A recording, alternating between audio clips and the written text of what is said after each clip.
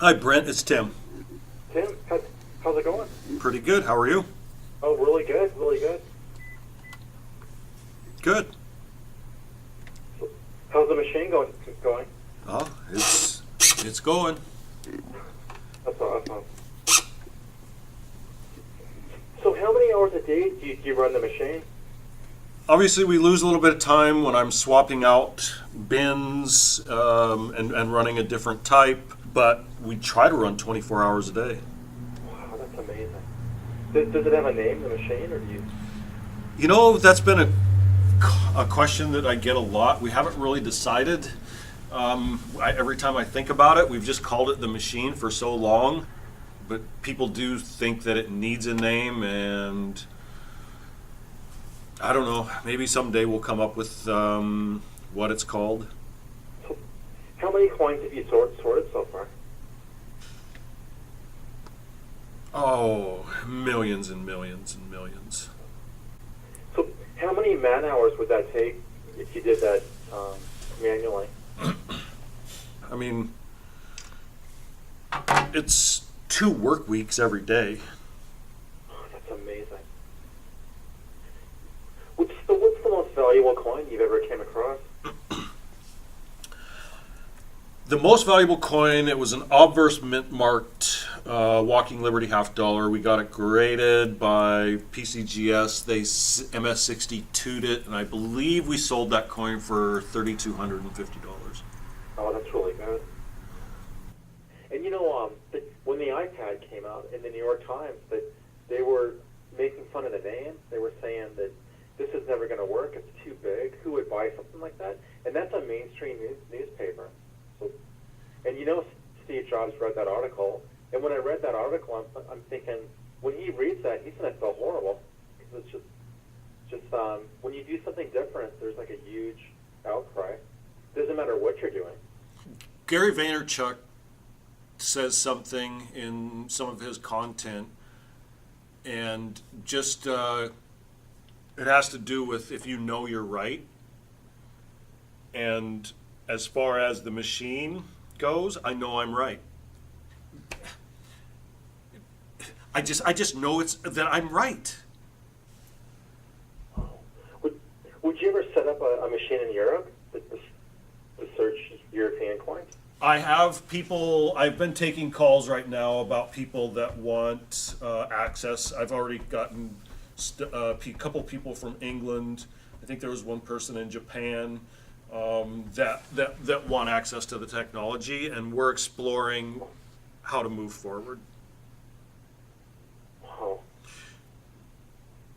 Because this is is mind-blowing. Like, the first time I saw it, it took me a while to like process it. Like, it just, like, I thought it was a joke at first, but you know, I thought there's no way a machine can do that. And then you see the photos of it, and the conveyor belt, they can move one coin into a bin. That blew me away. But just to watch it work with all those wires and that crazy conveyor and all those, it's really cool looking. Somebody created something here the other day, and it's kind of a quote of mine about, like, sometimes I just like watch it and I just think about how much work, how many if-thens, and how many parts and pieces and fails. It actually moves me to some degree inside emotionally and it helps with the I can.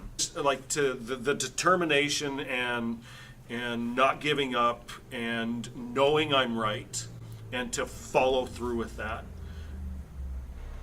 So where were you when you first got the idea to make a machine like that? Like, this must be like a years-long process. My family and I were flying to Disneyland, and I watched somebody walks up to the Nexus retina scan machine and walk onto the airplane. And I said, if they can do it with an eye, I can do it with the coin. After we got back from that vacation, I went to work. Looking back, there's lots of little stepping stones, lots of dots. Knowing what I know now allows me to create faster than I did before. Having the ability and looking at the machine has built more confidence in myself. Does that make sense? Yeah, it does. I mean, how did it feel when you started doing the nickels? Oh yeah, you I read an article in Coin World and like in my grandfather's Coin World magazine, and then like 20 years later, I got some tools and tried it, and it was a total failure. Like my first coins were just horrible. But you just don't give up. But it took a lot of time to get it down. You had to hone your craft. Yeah. Like you were saying, you just don't give up. Thinking about things and always looking for better ways to do things. And then, like for you, could you, did you just, when you got off the phone and sold 1,000 nickels, did you just scratch your head and say, it's kind of like a holy. Yeah, it is. Yeah, it is. Like, holy shit. And I got some work to do. Yeah. I just can't believe that it's a lot of money when you sell that many hobo nickels. I'm like, eBay's going off now too, but, it's a lot of money. Like, it's a lot of extra money, and it just blows your mind. It's like, I was happy when I made like $5 on something, and then when you make thousands, it's like, you got to be kidding me.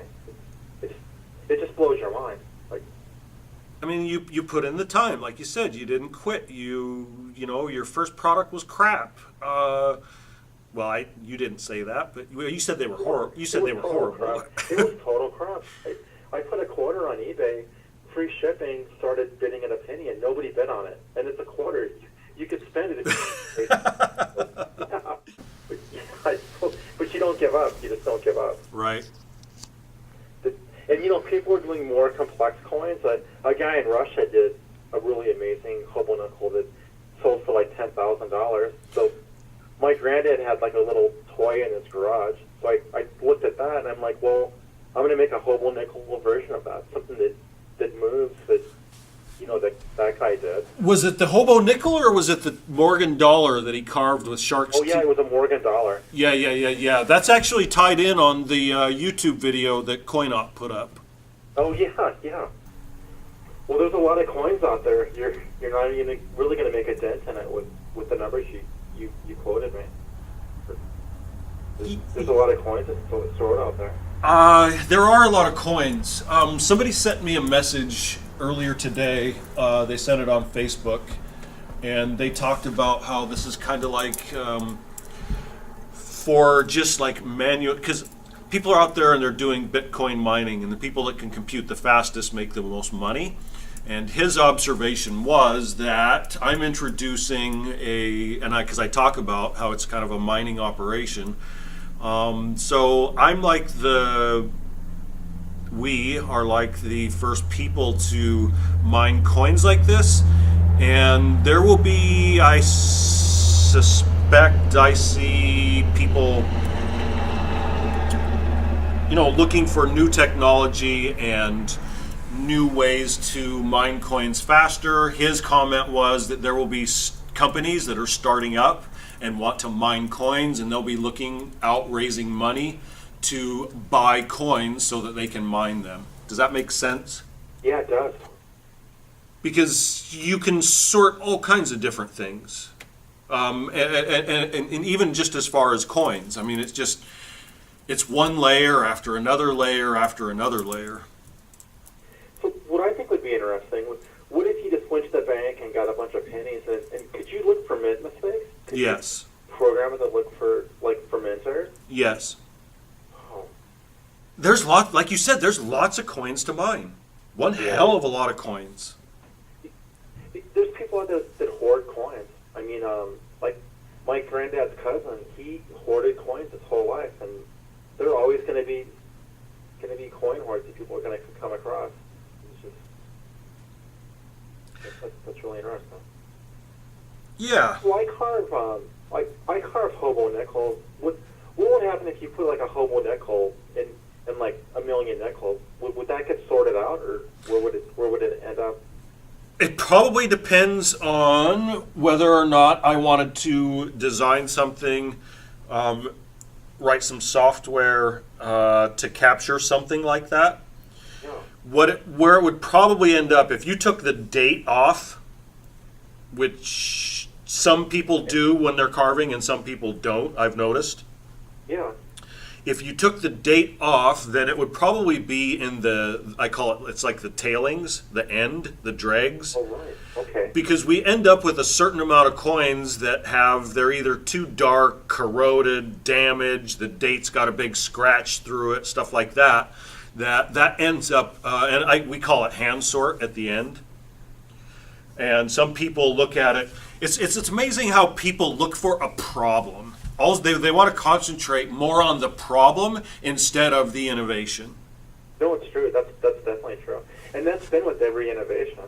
Like, if you go back in the New York Times and see when, like, the record player came out, or the car came out, or, you know, when the iPad came out, they had an article saying that the name was ridiculous and nobody's going to want an iPad that big, and it's just like a phone, and it's going to fail. Well, that's been every innovation. The inventors had to hear comments like that. Yes.